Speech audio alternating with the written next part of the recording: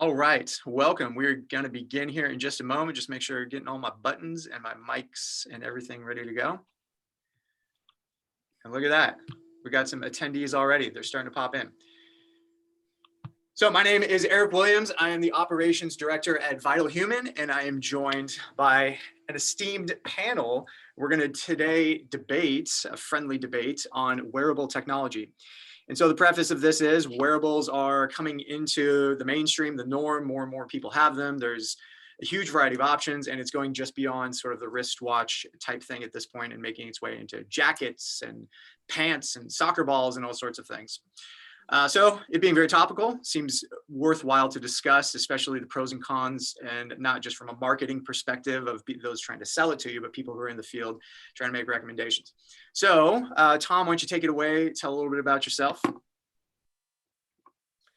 everybody, my name is Tom McCoy. I am a board certified doc in family medicine and have practiced emergency medicine for about the past 15 years. I'm also the medical director and co-founder of the Vital Human Project here with Eric.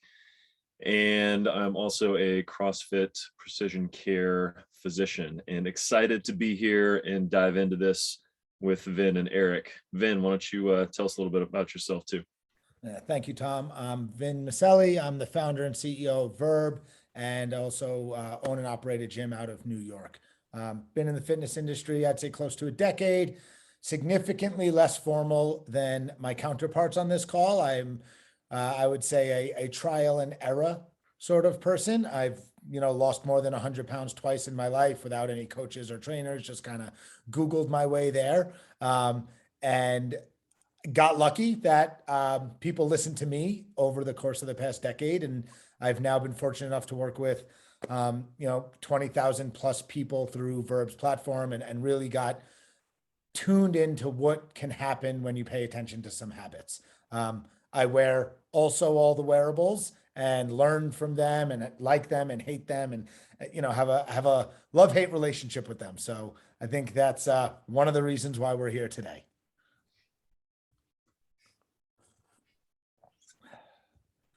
Cool. So before we Eric, I'm fully muted. I'm sorry. So yes, before we jump in, I've got a poll that just launched here. Panelists, you can hop in as well and give your 2 cents. So take a look at those questions, provide some feedback, and then additionally, we'll have some time towards the end of Q&A. So if you got a burning question, you can throw it into the chat, and I will throw those in as the opportunities arise. So answer your questions in the poll. And with that, who would like to leap off? Start it off. Who's got a burning thing to start with?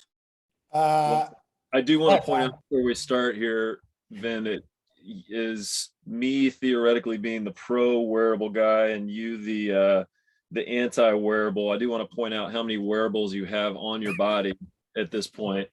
And as the anti-wearable guy, right? I've got a Whoop, and I've got an Oura ring, and I've got a Garmin. I love it. I love it.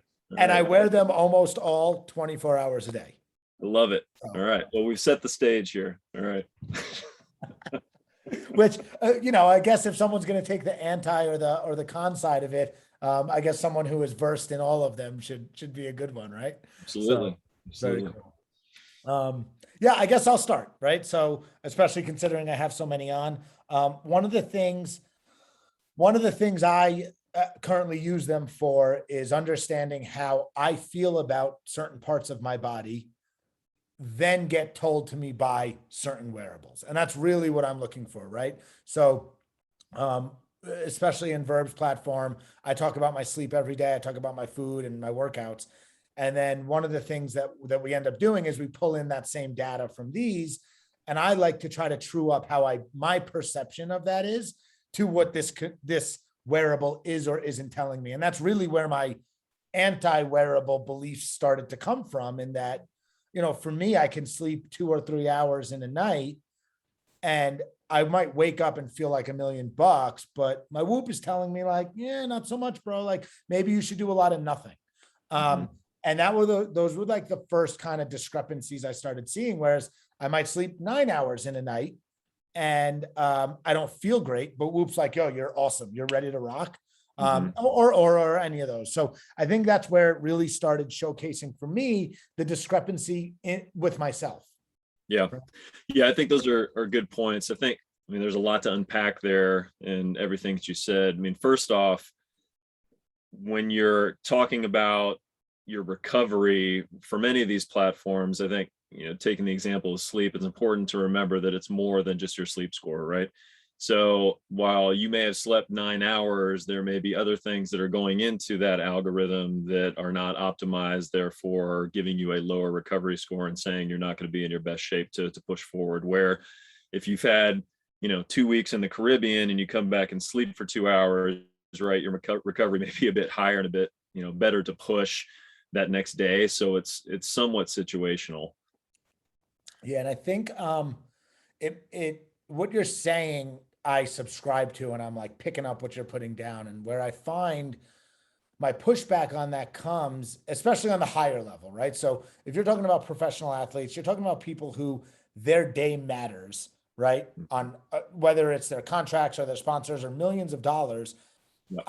I am just doubtful, and I don't have any best friends in the NFL or on the PGA Tour who I could ask. I'm just doubtful that when they wake up on like game day, they're like, oh man, like, whoop says I got a 2% recovery. I should probably just, go ahead and pack this one up for the day. Right. So like, I feel like the placebo effect of that in itself is risky. And that's like my pushback on that.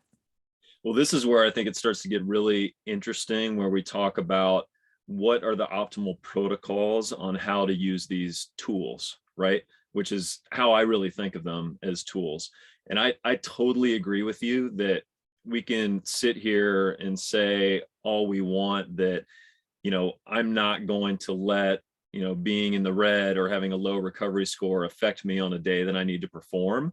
But it's kind of like advertising. It's impossible to not have it affect you in some way, shape, or form. Like that's going to be in the back of your head, right? Mm-hmm. And for me, and we'll probably get into this as we go forward, I would much prefer us to be using the wearables and the time leading up to that event to help optimize our training, especially if we're incorporating new aspects to our training regimen, to make sure that we're doing everything that we can to put ourselves in the best place to perform. And then, the wearable during that competition phase, I think becomes much less of a value add, because at that point, hopefully you've done everything that you can to get to where you need to be. And during your competition phase and, in the intra competition phase on those days, if it's a multi-day event, what you need to be doing to optimize yourself for the next day. So for me, it's much more beneficial in the lead up time in those, weeks or months leading up to the event than it is during the event. And it can potentially do more harm than good. I agree if you see a low score and you let that get into your head. I think that, like, where does that sit with you if we're training, right? I'm a client of yours and we're training for, I don't know, a marathon. I'll do, a 5K. Let's just do something simple. And you've got this running schedule and this lifting schedule and the 2 or 3 weeks leading up to that, all of a sudden I've got a week of like dog shit scores, right? Like my strain is high, my sleep is off. Like how much would you consider deferring or deterring the training regimen that has like followed people for 50 years on how to train for a run or how to train for a weightlifting meet, right? Like, are you actually just taking a hard left there? Well, there's a lot of reasons why those numbers could be off, right? It may be that it's not functioning well. It may be that the algorithm isn't correct. It may be that you have another health issue that needs to be addressed or looked at. So for me, no one piece of information is going to be the end all be all in that decision-making process, right? These are all pieces of information that get taken into context, and you have to look at them with the individual to say, okay, how are we going to use this to optimize what we're doing at the time, right? So to use your example, just because someone's got crappy recovery scores, it's like, if they feel great and their times are right on and everything is, hunky-dory from everybody's perspective, I'm not going to change things drastically just because their recovery isn't where we think it should be. Now, I am going to consider, are there other things going on that we should investigate to make sure that we aren't missing something here as far as, other health parameters are concerned. But yeah, it doesn't supersede all the other things that we're talking about. It has to be put into context. Yeah, and then how much of what's in some of these platforms? So for anyone listening, if you have a Whoop or an Aura or a Fitbit, like they're pretty robust at this stage. I mean, even for me, I don't look at 90% of what goes on in these platforms. Like, you could use Whoop as the example. Like I swipe down every time I log in to see my sleep. I don't answer the journal. I don't even know what they are, right? The first question is always, did you have an alcoholic drink? I mean, I haven't drank and I have no idea how long. So like that in itself, I just like never even entered that. You can take that off, then you don't have to look at that every day. Oh, really? See, like, You yeah, can that's edit the journal, brother. so, for me, like how much of what's going on in these platforms, are you looking at as a coach? And then what are you actually deriving out of it? Right. So I for the first time opened my my monthly, my MPE maybe, or whatever from Whoop. It was like beyond overwhelming. I opened it. I'm like, yeah, I'm not using any of this. And I just closed it. So like, does the layperson get any value from all of that? You talk about the ongoing performance Is that what it's assessment, called? Yeah. the weeklies and the monthlies and such. Yeah. Yeah. For me, and I can speak from, my personal experience, because I think the coaching perspective and then the personal use perspective are kind of two different paradigms to look at wearables. I do think that there is certainly an issue with data overload, that just because we have more and more data doesn't mean that it's going to be more beneficial. And that whether it's for coaching purposes or it's for yourself, you have to have the understanding and the expertise and what those variables are to be able to use them in a beneficial way, correct? Mm-hmm. So for most folks, a lot of those detailed metrics, like for example, people come to us all the time. They're like, oh, I'm worried about my deep sleep, or how do I really start to tweak my REM sleep and da, da, da, da, da. And it's like, you're sleeping 5 hours a night. Like before we worry about the partitioning of your sleep stages, we need to actually get you to sleep. Or, those examples go on, right? Like it's really about the basic foundational pillars. And it's very easy to lose the forest for the trees with the amount of data that you have access to. So I think that's where it's really valuable to have somebody either educating yourself or work with somebody who, has that experience in that framework and working with this stuff to kind of redirect you into what are the metrics I really should be focusing on at this time for me. Because in a lot of folks, it's different for each individual, and it changes over time. As you get more proficient in one area, then you need to focus in another, and it cycles. So you said something really interesting that I want to pull on. And as someone who is on the CrossFit HQ side now, there was something they brought up years ago when I first opened my affiliate. That was it was like I remember like Jason Khalipa drawing it in one of the seminar things. It was a half circle and it was like sick on one side and well on the other, right? And it's like this idea of moving from sick to well. And generally people can do that with some smaller tweakings. And the reason I brought that up is you have people coming to you and saying, hey, look, like, how do I increase my REM sleep when they're sleeping 5 hours a night? And that might be an hour of light, an hour of REM on and off for an hour, and then another hour of light. And you're saying to them like, hey, like, we're not even there yet. You've got to just be able to be in bed for 9 hours and get 8 hours of sleep. And once you can do that, then I think we can look at the REM sleep and how to get the benefits out of that overall. And I find in interacting with general public, right, that the addition of a wearable complicates the simple, which is like drink more water than you currently do, go to sleep earlier than you already do, right? And all of a sudden you end up having someone who sleeps 4 hours a night asking how to optimize their sleep because their wearable tells them. And you're like, well, you got like 5 more steps before you're trying to optimize, like just go to sleep. Yeah, no, it's a really good point. I think that, well, the first thing I should say is, I am not here in any way, shape, or form representing CrossFit or CrossFit HQ. I am here as Tom McCoy, medical director at Vital Human, just to make sure we got our hats on right. But that being said, I think that's why, and this happens, I think, to all of us when we get a wearable for the first time, or you get exposed to this amount of information. It's very easy, because of the gamification that's inherent in a lot of these algorithms and programs, to get pulled in and sucked in and be paying attention to all these details. And in the meantime, you're forgetting to, spend your 15 to 20 minutes outside in the morning and get your AM sunlight, and you're not paying attention to your nutrition strategy and building those foundational pillars. For me, going through that process on my own and then coming to those understandings and being able to pull back, I think that's one of the things that I spend the most time with clients with initially, is telling them that I don't even want them to look at that, right? So when people will talk to me about, this particular metric or that particular metric in their wearable, it's like, the only thing that I want you to look at is sleep, and until we talk about it differently, that's the only thing that we're going to focus on, and not the stages, just your sleep score and maybe recovery. And then we can push forward from there. But you need to build that foundation before you can even consider looking at anything else. So I do think it's true in what you're saying, that it can complicate it, but that's why it can be really helpful to have somebody that you work with, to have a health team that you work with, to really interpret that data. Like a Whoop coach. Well, like with your member. Well, no, but right. Like if, and we'll just take this for a moment. I'm a member of your gym, or I'm a client of yours, and I have a wearable. You sound not only qualified, but intelligent enough to help me digest that in a way that might be meaningful, right? Yeah.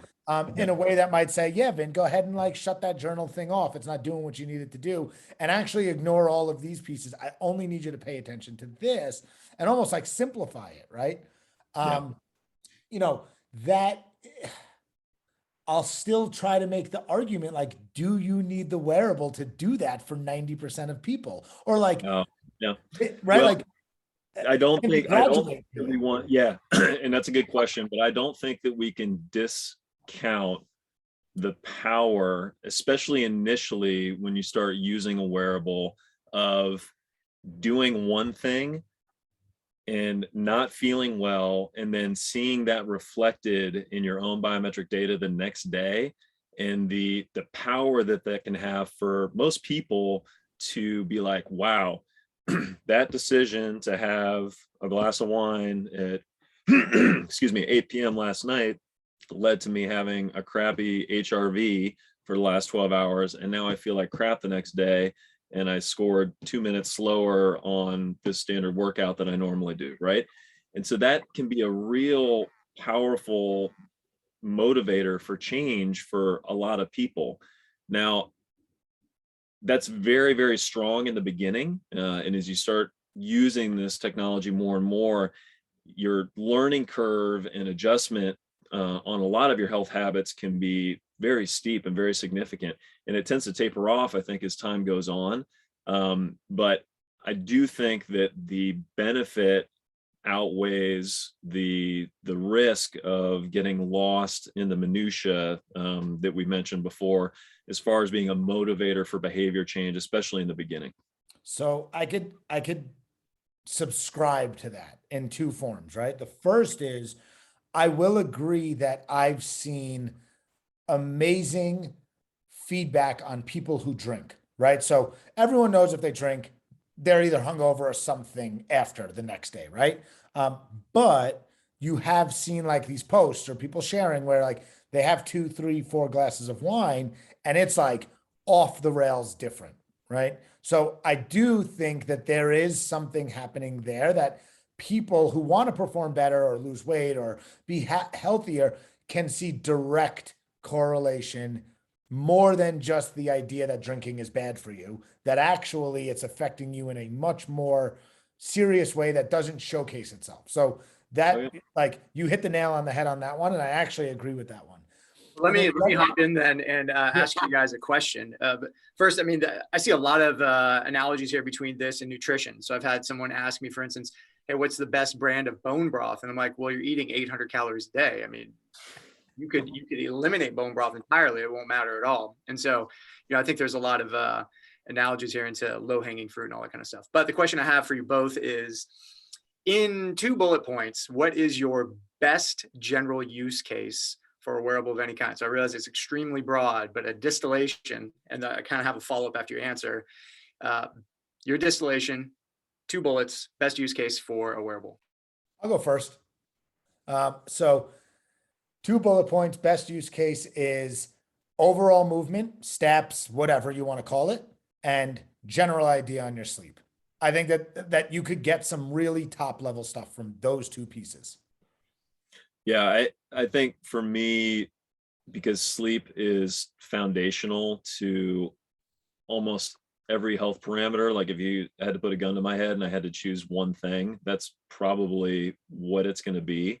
And because it's such a challenge for a lot of people to tap into and really start to get dialed in, for folks who are struggling or want to work on it, I think that's the place to start. Now, the caveat to that is, and we haven't really gotten to this part of the discussion, but for those that are, on the bell curve of more of an OCD type personality and their sleep challenges are tied into that, a wearable may not be the right solution for them.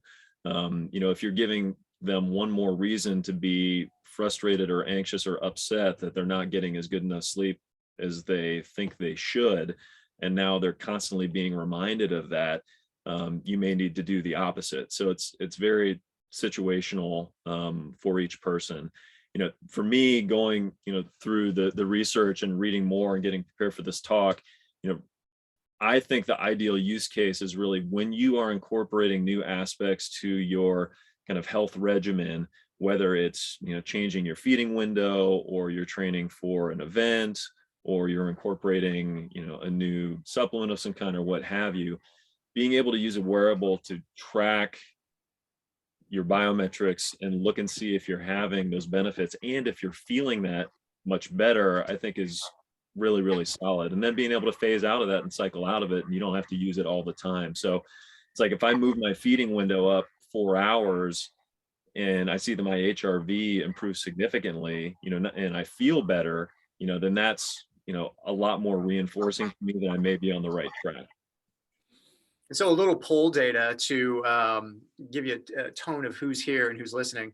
Overwhelming percent, 90% of the folks here wear a wearable all the time. No one, almost never, and 1 person sometimes. So I think the overwhelming majority are like, okay, I'm wearing this thing. Am I getting hoodwinked? Like, what's going on here? And then as far as the sort of what and the why, people are getting involved with this because they truly just wanted more feedback on their habits. It seemed interesting. Peer pressure seems to be a bit of a part of it as well. And then interesting here is we've got most interesting feedback you get is primarily sleep and HRV stuff. So no strain votes. And so that's indicative, of course, of folks wanting to get back to this idea of like, maybe I don't feel well, how can I feel better? Oh. Which I think ties it back to a lot of what you guys are talking about. So for everyone wearing a wearable, I have 2 very, very clear stories on why I am anti. And again, this is knowing that I wear them all the time. And then after that, I'd love, Tom, if you could talk a little bit about HRV. I think as a layperson, even I'm still learning, right? I think it's relatively new in the use cases that we're talking about in wearables. But I'm currently using my Oura Ring. So I've been weighing my food for a decade. Weigh my food, put it in MyFitnessPal, like clockwork for a decade. So what I'm doing now is I'm using the calories my Oura Ring tells me I burn every day, and I'm basing my caloric intake solely off of that on a day-to-day basis. And I want to see if that gives me a headache, bro. Just thinking about that gives me a headache. Right. But like, because I don't know if anyone's ever looked at the calorie burn on Whoop. There were days when I was coaching, it says like I burned 25,000 calories, which is ridiculous. Right. But the Oura Ring, I'm like averaging, between 29 to 4,200 calories burned a day, basing that off of where, how much weight I want to lose or gain. So I am running that experiment to attempt to disprove that. Now, well, I think the calorie measurement thing is just completely, that's the first thing that I tell people to turn off and to get rid of, because it gets you into this cycle to think, oh, wow, I burned off 1,000 calories. Now I can eat those 6 donuts. I think it's just a completely wrong way to think about it. And so I'm sorry you're doing that. But I think, one of my benefits is I'm too stupid to know what I don't know. So I try everything. I just run it on myself. So that's one. The second thing is I wouldn't call myself an avid runner. I run half marathons. I regularly run, 2 to 10 miles a day, depending on the weather. And anytime I was actually in a race, not using my Garmin to keep pace, I ran better and felt better. Mm. So what that tells me, or me specifically, is I'm at least in tuned enough with how I breathe, how I run, to know when I've got a mile that I could push really hard and maybe go outside of a pace I need to set for myself, or when I have no choice but to pull it back. And I've run marathons with my watch and I've run them without. And when I'm using the Garmin to keep my pace, I'm like, am I at 8:10? Am I at 8:10? Oh my God, I'm falling behind. And all of a sudden I start to unravel myself. So I very much so, I'll run it, I'll start it when I go for a run and I just don't look at it anymore. And I feel, and I see if I could true up the pace I want to be at with how I'm actually feeling. Yeah. So, Well, I mean, that brings up the important point of just being mindful in your activity outside, right? Because there's pretty clear scientific support for the importance of being mindful in nature, right? And being present.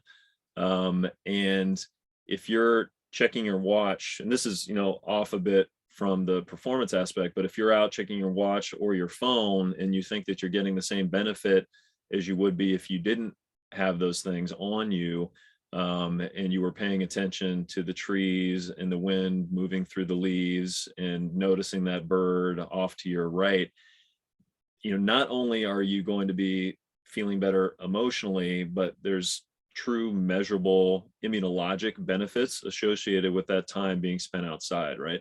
And so if you're looking at your watch every 2 minutes, keeping pace, not that, your main focus during an event is necessarily going to be optimizing your health span or lifespan, but for those other times when you are outside wanting to do that on recovery days or at other times, that's potentially a real detriment. And you're undermining, the benefits that you would be getting otherwise. So that's an important thing for people to recognize.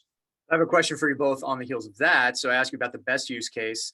Now, what would you think would be a top red flag that someone's abusing it? And so just listening to you both talk, I mean, it strikes me that as soon as the tool becomes the game, right, and it's no longer supporting what you're doing, but it becomes the outcome that you work towards, to me, that strikes me as a red flag that maybe this isn't a healthy tool for you to utilize. What do you guys think? Yeah, I mean, it's such a fine line. There's so many great things about it.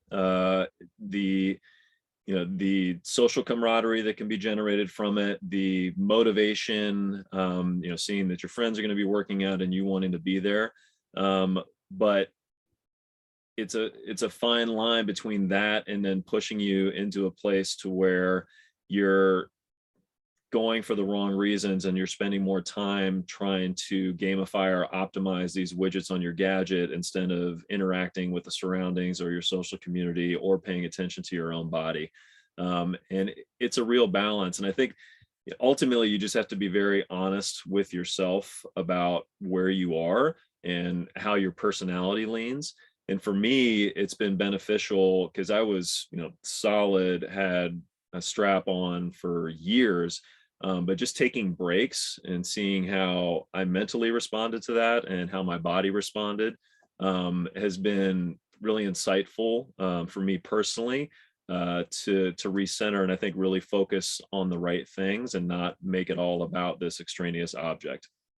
Yeah, I'm going to go out of left field on this one, so give me some rope.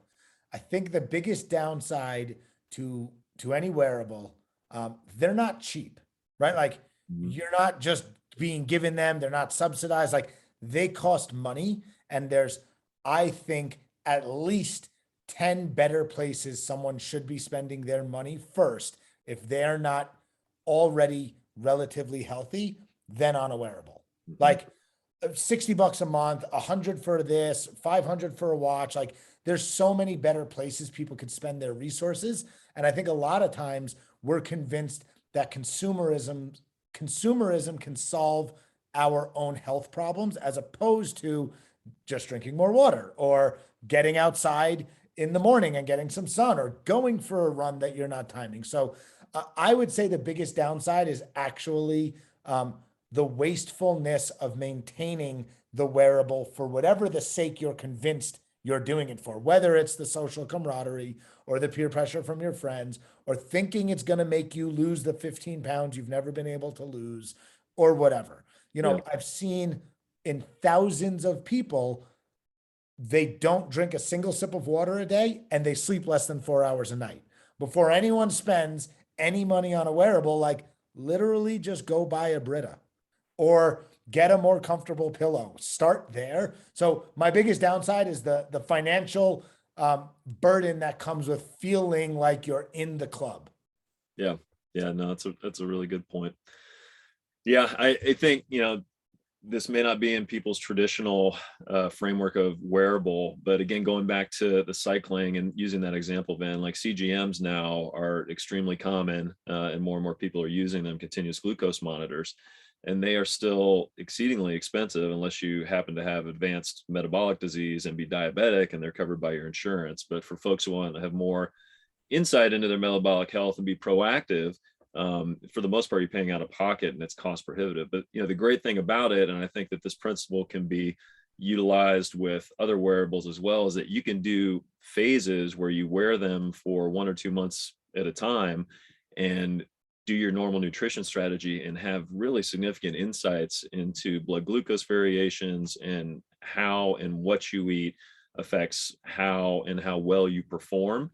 But that doesn't mean you got to wear the thing 24/7, 365, right? Just the cost alone is going to be prohibitive for most people. And I agree with you. I think from a value add standpoint, there's a lot of things that people could allocate their resources more prior to a wearable that would likely give them more benefit. But people have to know that, right? And you need either that knowledge yourself or someone to help guide you, you know, to that decision and have that kind of realization. And that's easier said than done when you're constantly being bombarded, you know, with advertisements and everyone else in your gym or your box has them on, et cetera. Yeah. And you know, thank you for explaining what the CMG or CGM actually is for all us people who had no idea what you were talking about. You know what a CGM is. But so I'm fortunate that I'm on the road a lot. I'm in a lot of different cities. I get to meet a lot of different people. And one of the things I've noticed about the 3 wearables that I have is I can put someone in a box from all 3 of them, right? If you're wearing a Garmin, you're in gym clothes, you're probably a runner. If you're wearing a Garmin and you're in normal clothes, you're a serious runner, right? If you're wearing a Whoop, you probably go to some kind of functional training gym, or you like fitness is important and you're relatively a healthier person. If you're wearing an Aura, you're like definitely more tech savvy, right? Like some of my more tech savvy or wealthier people that I've met wear an Aura, right? So like now as I'm traveling around and the guy grabbed me in a coffee shop the other day, he's like, "Yo, bro, I got one too. We're like Whoop buddies." And I'm like, "Well, we're strangers actually, but I guess we're Whoop buddies. Do you want to like share coffee together?" So there is that also where you can utilize that, like you said, in like this social support system that is like underlying in everything you do, where you know you want to meet someone who has similar beliefs to you, friend, partner, whatever, and those are good door openers, right? So I will actually give it some support there.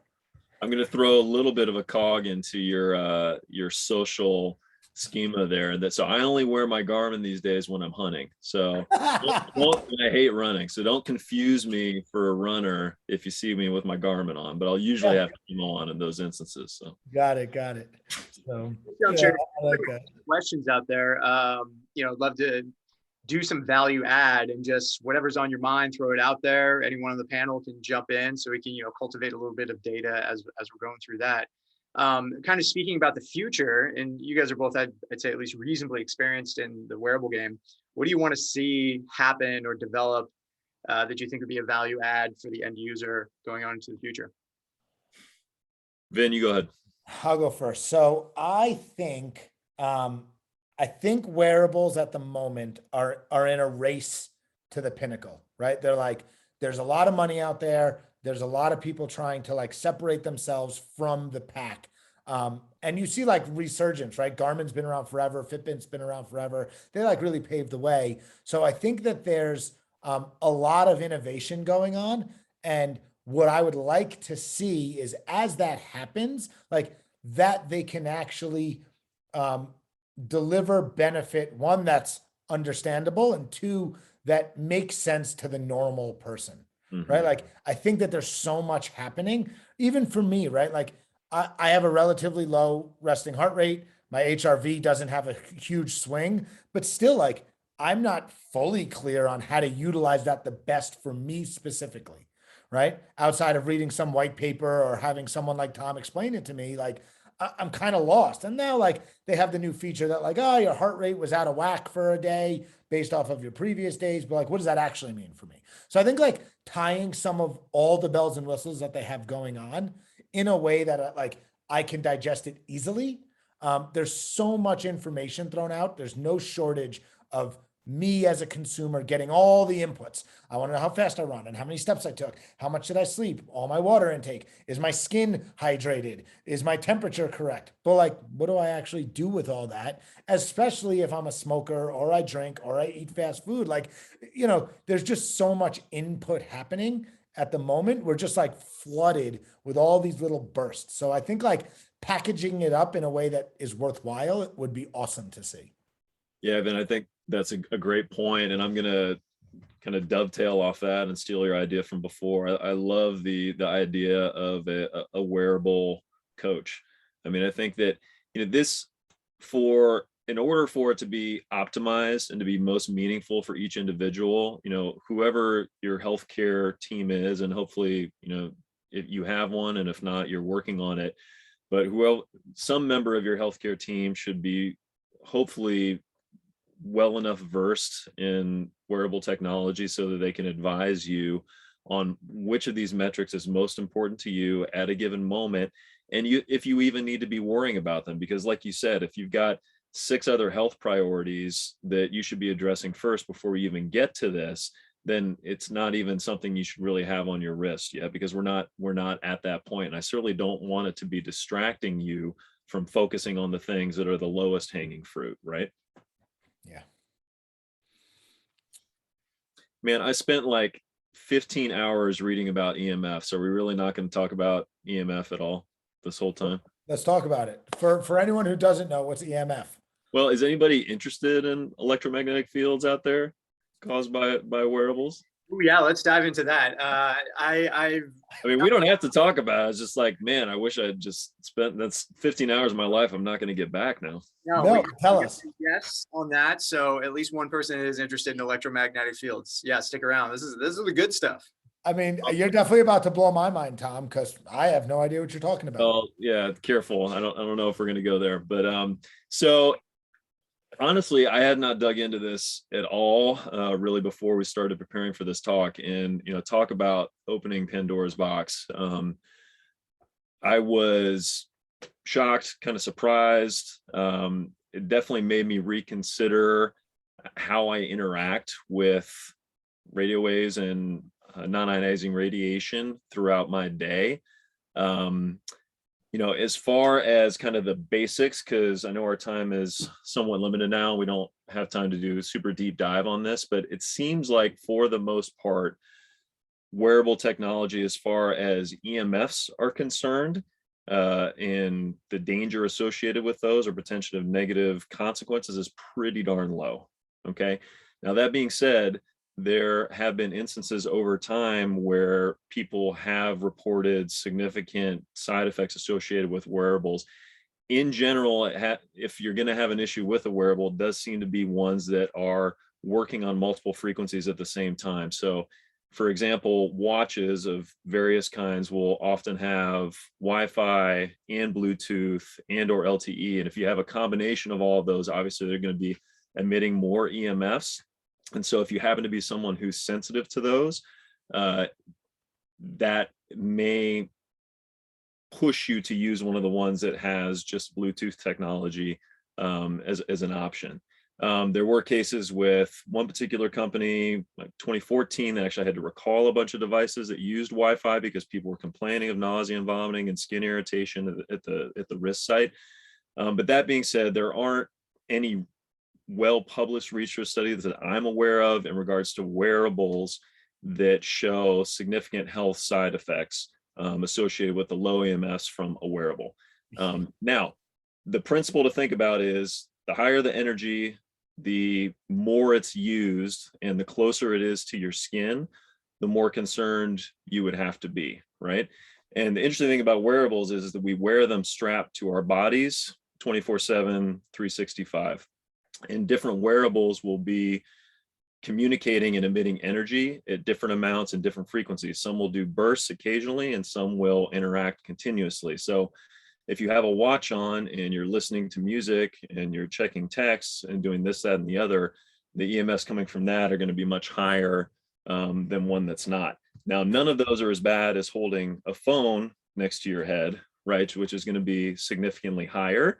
And there are some interesting studies, at least in rats and mice, showing differences in neuronal development in fetuses that are mice fetuses that are exposed 24/7, 365 during gestation to cell phone level EMF. Another thing to remember is it's a bit of the kind of fox guarding the hen house here. You know, the people that set the regulations and do all the testing are the FCC. I don't think they're necessarily strongly invested in pushing people away from using technology. And the standardized way that these things get tested is really just looking at thermal heat. And basically they strap the device onto a model and they let it run for 6 minutes, and then they check the temperature. Most of us will wear our device or use it for more than 6 minutes. So just something to keep in mind, that there's a lot that we don't know. For the most part, it seems like the wearable technology is going to be safe, but ones that use Bluetooth and transmit less frequently are going to have a lower chance of giving you any sort of symptomatology, as opposed to ones that use Wi-Fi and are higher energy emitters.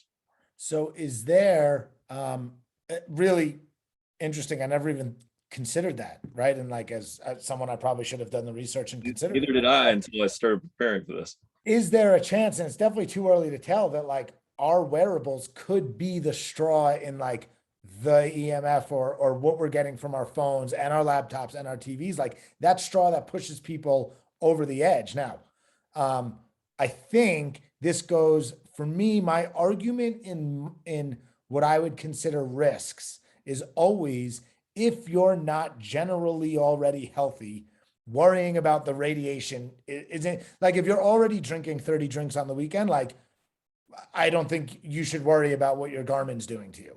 Yep. So I'll always go back to like, oh, that might be a value add risk worth taking if you're still smoking cigarettes, right? And like, I doubt that we're talking to that type of crowd, but you know, alcohol and certain types of food still fall within the generally accepted practices that people consider themselves still to be healthy. Mm-hmm. So I'm like, oh, you know, what comes from the EMF on my wearable, if I'm not actually paying attention to the amount that I drink or how much liquor I'm consuming or whatever else is going on, is that a worthwhile thing to worry about? Now, for me, I'm already freaked out. I've got 3 on 24 hours a day. I'm like, oh, well, I guess I'll just throw myself right off my deck. So, well, I mean, the things that at least came up for me, and, you know, even, you know, there's a syndrome called electromagnetic hypersensitivity syndrome, right, where people can have this constellation of symptomatology when they're exposed to high EMF fields. There haven't been really good randomized prospective trials on humans that have shown the ability to discern between those fields, but most organizations, WHO, and even the SEC acknowledge that there are people who have sensitivities to this. It tends to be more of an issue, and certainly the younger you are, so kids that are closer to high energy emitting sources could potentially be more of an issue. personally, I used to always sleep with my phone kind of on my bedside table, which happened to be right next to my head. And I usually wouldn't turn it off at night, right? Because I have to answer calls from the hospital, this, that, and the other. I changed that practice, right? I have no reason to have this, higher energy emitting device running by my noggin 365. And I try not to hold the phone for extended period of times next to my head, because there was one study that showed a slightly higher rate of head and neck and throat cancer, I believe, in adults, but it wasn't statistically significant in a linear fashion over time, so they couldn't draw conclusions from it. But even the SEC, who says these things are completely safe, still advises you to turn off your Bluetooth devices and other things when you're not using them on their website, right? So I think the bottom line is that we all have to acknowledge that each of us are individuals and everybody can react differently to something. If you don't feel good, stop using it and see if you feel better, and go from there. To all the people listening, you missed a huge golden nugget he snuck in there. The biggest single change I made in my own health was roughly 7:30. Some nights it's a little later, but my phone goes off. And when I go to bed, it is like 15-ish feet away from me. And that one change over the past 2 years has, like, without a doubt, changed my sleep, changed the way that, like, I feel in the morning, how my mornings start. I don't open my phone until I've, like, read a little bit. Like, it was hard to break that habit. Yep. But that in itself, what he just described of, like, not having it on under your pillow or next to your head where you could check it. And again, you have to have that conversation with people. Like I told my siblings and my parents, I'm like, I'm not your emergency in the middle of the night anymore. My phone's off. Like, it's not, you can't reach me. Like, that in itself removed the temptation in the middle of the night, the needless scrolling when you can't sleep.